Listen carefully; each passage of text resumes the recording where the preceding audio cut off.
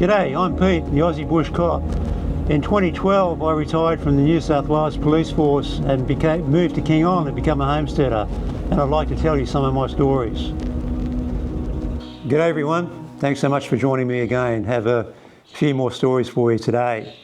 First one is about an arrest that we made one Friday or Saturday evening, a very, very busy night, and when this happened, one of the local hotels, which had could trade up until 5 a.m, and of course at 5 a.m. everyone gets kicked out, and some of them have got too much grog and bad manners in them and they start misbehaving. So we went down to an area where a lot of these people were meandering along the highway, and this fellow approached us and he said, "I've just been assaulted," although he didn't really need to tell us that because his face was quite, banged up. I think he had blood and whatnot in his eye, or maybe he's around his mouth. He'd been punched in the head.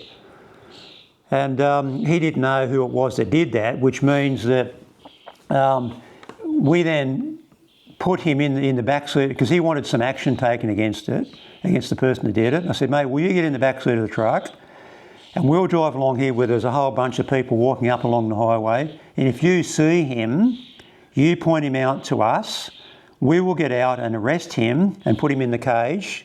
He's in the back seat of our vehicle, and then we'll go back to the station, get a statement from you, and we'll charge him with whatever's the appropriate offence." So, okay, we did all of that. We're driving along. He said, "That's him there, very definite, no ifs, buts or maybes, that's him." We got out. I probably told him, "Mate, you don't have any involvement. You just sit there nice and quiet. Look the other way if you want to." Anyway, we did all of that, and then when we got back to the station, I found out that he was a member of a criminal gang that operated in that area. And again, as I said last time we spoke, that it's interesting how when they really, really need police help, they look for it, and they got it. So I charged this fellow. Now ordinarily, there was no reason to put bail on him. I just gave him what's called the equivalent of a summons. They didn't know each other, they didn't know where he lived, there was no reasons for victim protection or anything like that.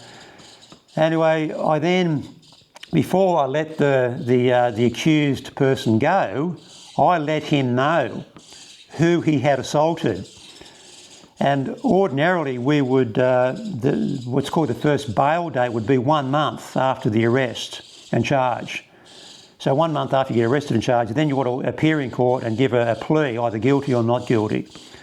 But this fellow, he was so scared and he wanted to get out of town that he actually approached the court and said, "I want it moved to 1 week. So 1 week after that, he could go to court. He entered a very, very quick plea of guilty and then left town, probably wisely so.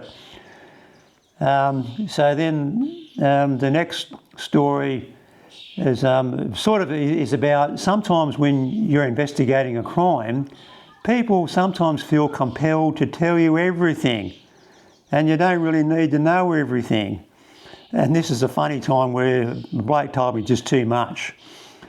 I think sometimes if people just want to unburden themselves, you get that particularly when you're taking statements from people. It's an opportunity for people to unburden themselves with. Anyway, this was a very simple offence. He was quite an elderly gentleman when it happened.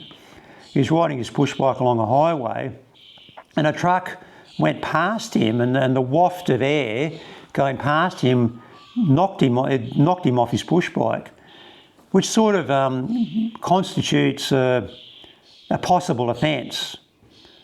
I really don't remember if I took any action against the truck driver. I doubt I did. But anyway, so nonetheless, I had to investigate, and part of the investigation, well, really the only part of the investigation, was to get a statement from him about what happened. And he was banged up a bit. He might have had, some skin missing off his elbow and knees, that sort of thing. But then he told me that he defecated himself. He was that scared, he fell on the ground and he pooed himself. I didn't really need to know that. Anyway, fair enough. But then, I didn't know him, but then would have been months and months later, and I'm telling the story knowing, this is so long ago, this man would certainly be dead by now, but months and months later, I was at a social function And I looked across the room as you do when you're police and you've seen who's there, and there was this gentleman. And he's looking at me, he's going, oh no, that bloke knows I pooed myself. Anyway, I just felt, I guess you say, a bit embarrassed for him that I knew that about what happened. Another funny story for you was that this happened in Dubbo. And if you know anything about Dubbo, you know it gets very hot there in the summer, like 40 plus degrees there during the day, and some nights can remain very warm through the night.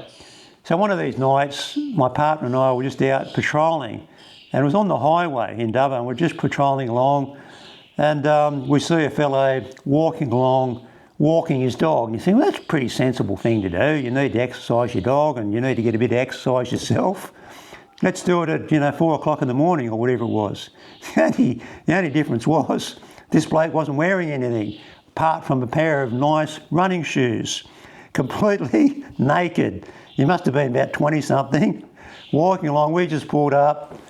G'day mate, how you going? Oh, good, thanks boys. You might say he was someone that was known to police, but we really didn't care.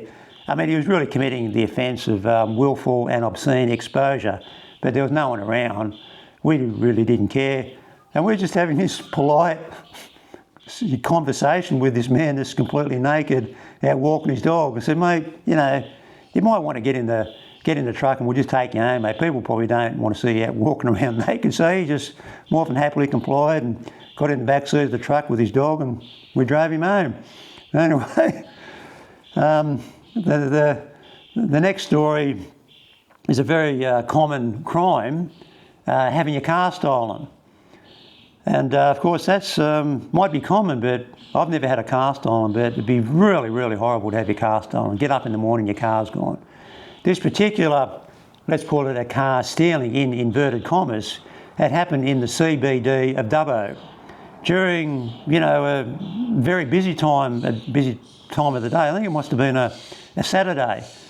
So this lady's car was stolen, and she came to the police station and reported it stolen. So of course that goes on to some sort of a list, and we're out looking, or we're now patrolling, looking for this particular car. And so Sunday afternoon rolls around, let's say 24 hours later. She quite excitedly came to the police station to tell us that the crime had been solved, or she'd found, well, not the crime had been solved, but she found the car. Oh, okay, that's great. She had her husband with her, and she took us down there and showed us the car. And I'm looking at the car and there's zero signs of it being tampered with, certainly not broken into, the ignition's intact. And I said to her, where'd you park it, ma'am? Oh, I just parked it up there, pointed maybe a block up the road. I said, it isn't possible, because Sunday afternoon that part of town is largely empty, comparatively speaking, to 24 hours earlier. I said, you didn't just park it here, did you? Oh, you could see the penny sort of slowly dropping into mine. Oh, no, I parked it up there without any real commitment. And the husband, and I said, I think you might have just parked it here and then you just found it and you couldn't find it yesterday. And then the husband, as husbands should be, protective of their wives, and he said, meaning that criminals are pretty good at breaking into cars and not leaving clues. And I said, mate, because I pointed out the fact that it hadn't been broken into, the ignition was intact, and he said to me, oh, they're pretty good, I said, mate, ain't that good. I said, let's just write it off and say you just forgot where you left it. Anyway, they were happy with that. Anyway, thanks for watching, and see you next time.